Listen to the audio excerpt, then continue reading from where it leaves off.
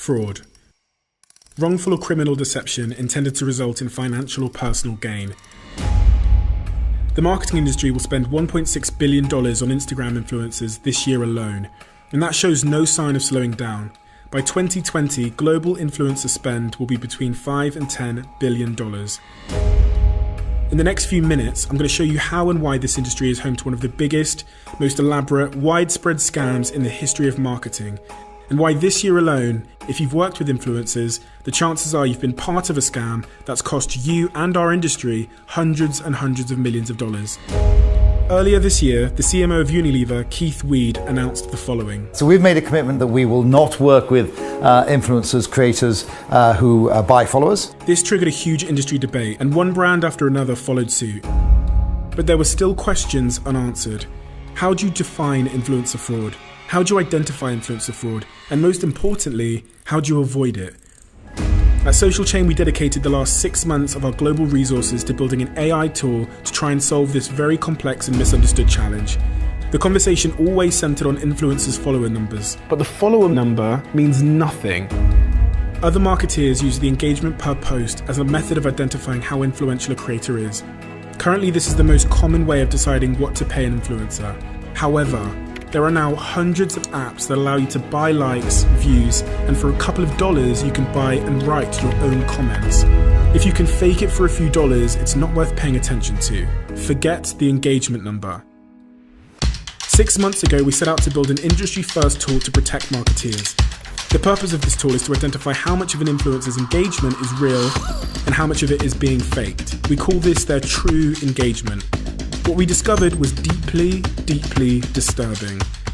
In simple terms, the tool collects data from all of the largest engagement bot farms. It builds a database of tens of millions of fake profiles that these apps use to fake engagement. It then simultaneously scans hundreds of thousands of influencers to see which influencers are getting engagement from these apps. When it identifies suspicious activity, it produces an engagement graph for that influencer and uses AI technology to benchmark their engagement over time against real organic engagement graphs. It understands what paid promotion looks like, shout-outs, and other known algorithmic factors. This is how engagement should look on a post when it's organic. Here is the engagement graph of a fashion influencer that our tool alerted us to. For her privacy, I'm going to call her Jess.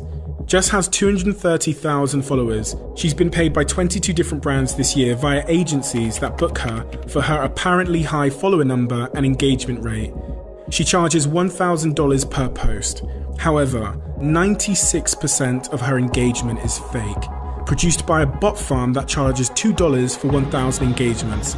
That means $960 out of that $1,000 that 22 different brands gave her this year was scammed. Unfortunately, she wasn't the only one.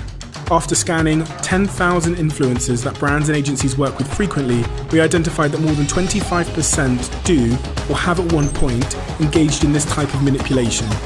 As a marketeer, in real terms, that means roughly 25% of the time you could be being scammed of up to 95% of your investment.